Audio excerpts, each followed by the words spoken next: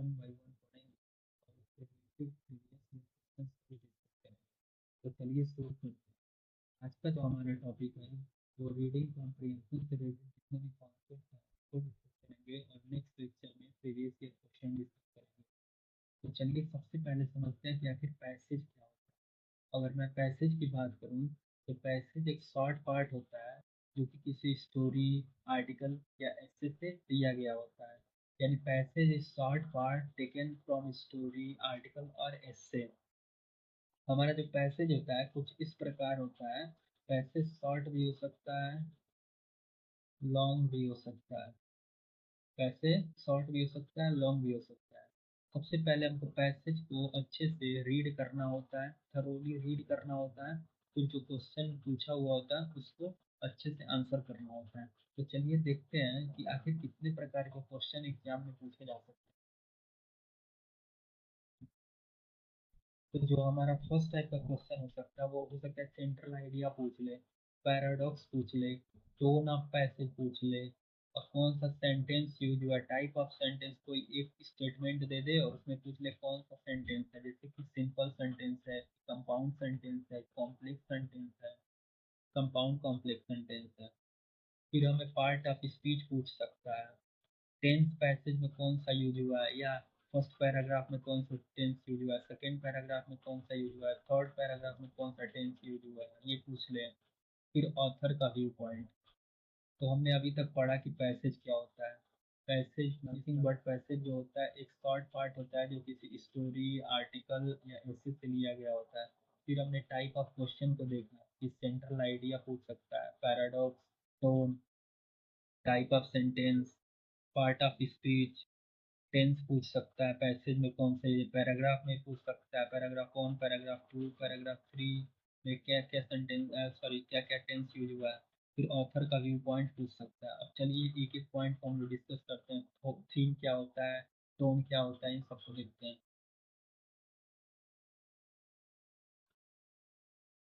अगर मैं थीम की बात करूं तो थीम को हम मुख्य विषय या भाव बोलते हैं। यानी थीम जो होता है पैसेज में ऑथर क्या कहना चाहता है, ऑथर क्या कन्वे करना चाहता है, या मेन मैसेज होता है, मेन आइडिया होता है जो कि ऑथर पैसेज के थ्रू कहना चाहता है।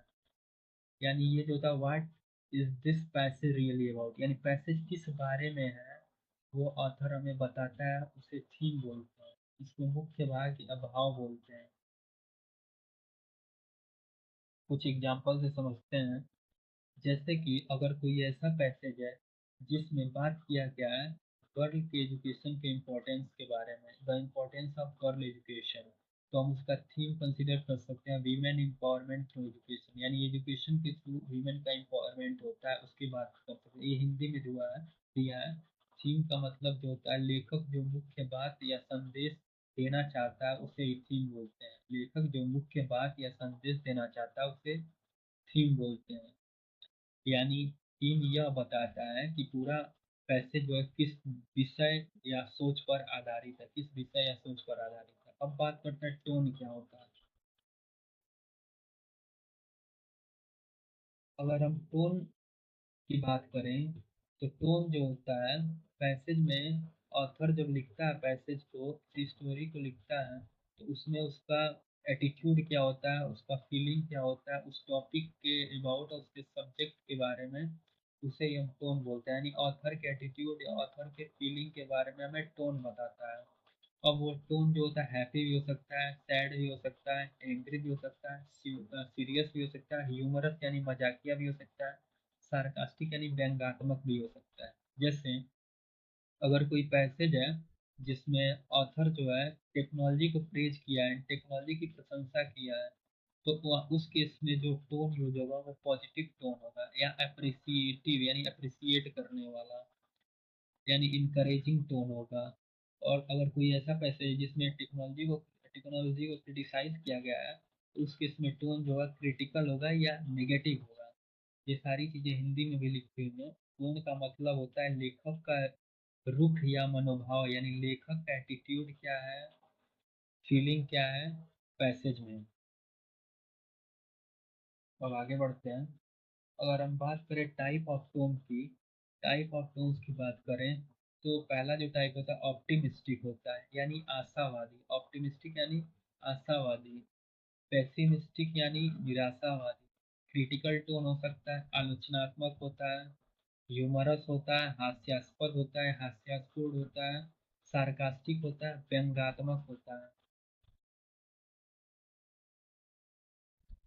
नेक्स्ट टोन की बात करें तो सीरियस होता है, गंभीर विषय पे होता है। अप्रिसिएटिव यानी सराहनापूर्ण, यानी फुल ऑफ प्रेज, यानी प्रेज करना, किसी को इंकरेज करना।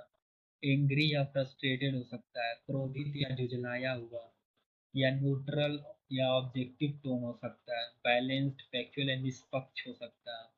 अब बात करते हैं सेंट्रल आइडिया की, कि सेंट्रल आइडिया क्या होता है। अगर सेंट्रल आइडिया की बात करें तो सेंट्रल आइडिया जो होता है पैसेज का हार्ट होता है। Central idea is the heart of passage, everything else supported, यानी मेन पार्ट यही होता है और बाकी टोन हो गया, थीम हो गया, इसको सपोर्ट करते हैं। या कोर मैसेज होता है या मेन पॉइंट होता है, around which the entire passage revolve, यानी central idea is core message और main point around which entire passage revolve. Hindi में इसको देखते हैं। वह जो सेंट्रल आइडिया होता है मुख्य सोच या संदेश होता है जो पूरे पैसेज में बार बार समझाया गया है। जैसे एग्जांपल में देखें कि अगर कोई ऐसा पैसेज है जिसमें पॉल्यूशन के बारे में बात किया गया है, यानी how pollution is increasing and how it harms us, यानी कैसे पॉल्यूशन इंक्रीज हो रहा है और हमें कैसे नुकसान पहुंचा रहा है, तो इसका सेंट्रल आइडिया हो सकता है the need to control pollution for a healthy environment, यानी हेल्दी इन्वायरमेंट को करने के लिए हमें पॉल्यूशन कंट्रोल करने की ज़रूरत है। यानी हमने बात किया सेंट्रल आइडिया जो होता है वो हार्ट ऑफ पैसेज होता है, कोर मैसेज होता है या मेन पॉइंट होता है around which entire passage revolves. अब आगे बढ़ते हैं। अब बात करते हैं source of passage. Source of passage का मतलब होता है कि पैसेज लिया कहाँ से गया है, क्या सोर्स है, किस जगह से लिया गया है। तो पहला सोर्स होता है एस्से से लिया गया हो, जर्नल से लिया गया हो, ब्लॉग पोस्ट से लिया गया है, थीसिस से लिया गया हो, मेमोयर से लिया गया हो, ऑटोबायोग्राफी से लिया गया, बायोग्राफी से लिया गया हो, न्यूज़पेपर आर्टिकल से लिया गया हो, या फिर मैगजीन से लिया गया है, या फिर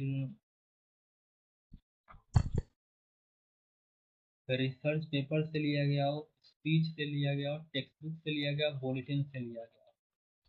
अब हम समझते हैं कि मेमोयर का मतलब क्या होता है और ऑटोबायोग्राफी। ऑटोबायोग्राफी जो होता है, कोई एक पर्टिकुलर पर्सन होता है अपनी पूरी जीवन की कहानी को लिखता है। ये पूरे कंप्लीट लाइफ में उसके जो भी घटित होता है उसको वो लिखता है, उसे ऑटोबायोग्राफी बोलते हैं। जबकि मेमोयर जो होता है वो बेसिकली ऑटोबायोग्राफी का ही एक फॉर्म होता है, लेकिन ये स्पेसिफिक इवेंट की बात करता है, स्पेसिफिक एक स्पेसिफिक घटना की बात करता है, पूरे लाइफ की घटनाओं के बारे में बात नहीं करता है स्पेसिफिक। जबकि ऑटोबायोग्राफी जो होता है पूरी लाइफ में हुई घटनाओं के बारे में बात करता है। अब चलिए आगे बढ़ते हैं।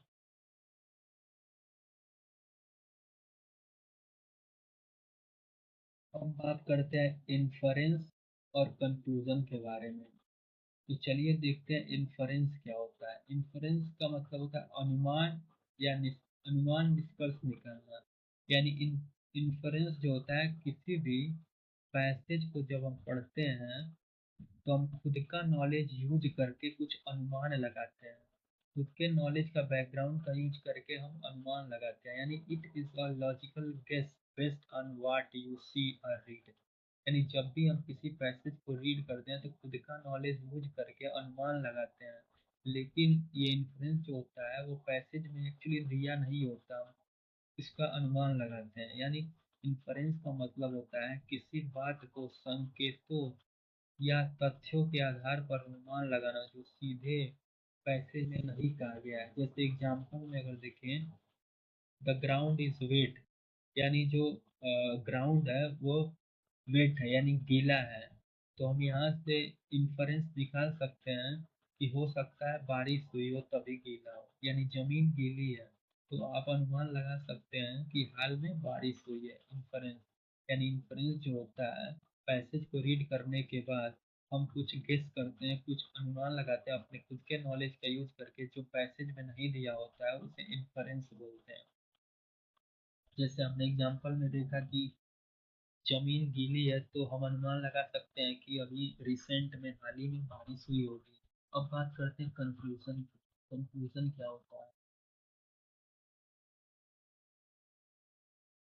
अगर हम कंक्लूजन क्या बात करें, तो कंक्लूजन जो था अंतिम निर्णय होता है। यानी कोई भी पैसेज होता है, उसको हम जब रीड कर लेते हैं, तो जो हम उसको समराइज करते हैं, अंतिम निर्णय लेते हैं, वही कंक्लूजन होता है। यानी कंक्लूजन इज फाइनल डिसीजन या फाइनल डिसीजन होता है, जजमेंट होता है और opinion you form after analysing all facts statement और एविडेंस। सारे फैक्ट्स स्टेटमेंट या एविडेंसेस को एनालाइज करने के बाद जो फाइनल डिसीजन निकालते हैं हम, जजमेंट निकालते हैं, वही क्या होता है? कंक्लूजन होता है। It is the end point of reasoning. यह एंड पॉइंट होता है। जब पैसे रीड करते हैं, उसका पूरा फैक्ट को एनालिसिस करते हैं, एविडेंस को एनालिसिस करते हैं, उसके आधार पे हम फाइनल कंक्लूजन निकालते हैं। फाइनल मतलब निर्णय निकालते हैं, वही कंक्लूजन होता है। जैसे एग्जाम्पल में अगर हम देखें, तो यहाँ लिखा हुआ है ऑल डॉग्स बार्क, यानी सारे कुत्ते भौंकते हैं। Tommy is dog. सारे कुत्ते भौंकते हैं, टॉमी एक कुत्ता है। यानी यहाँ से क्या निर्णय निकाल सकते हैं कि टॉमी बॉक्स, कि कुत्ता तो ये भी है, टॉमी तो ये भी तो भोगता होगा। यानी जब सारे डॉग भोगते हैं और टॉमी भी एक कुत्ता है, डॉग है, तो टॉमी भी तो भोगता होगा। वही है कंक्लूजन। इन सिंपल वर्ड में हम एक लाइन में कह सकते हैं कि जो इन्फरेंस होता है, वो अनुमान लगाना, केस बेस्ड ऑन क्लू, यानी किसी फैक्ट डेटा एविडेंस को एनालिसिस करके, जब हम खुद का नॉलेज यूज करके जो पैसेज में नहीं दिया हुआ होता है उसका गेस लगाते हैं, वही क्या होता है? इन्फरेंस होता है। जबकि कंक्लूजन जो होता है, वो फाइनल रिजल्ट होता है, जजमेंट होता है, जो किसी फैक्ट को एनालिसिस करने के बाद निकलता है। तो हमने आज देखा हमने आज देखा पहला पॉइंट देखा कि पैसेज क्या होता है। तो पैसेज में हमने बात किया कि पैसेज जो होता है, एक शॉर्ट पार्ट होता है, जो कि किसी स्टोरी या आर्टिकल या ऐसे से लिया गया होता है। फिर टाइप ऑफ क्वेश्चन देखा कि एग्जामिनर क्या क्या क्वेश्चन पूछ सकता है। फिर थीम देखा, टोन देखा,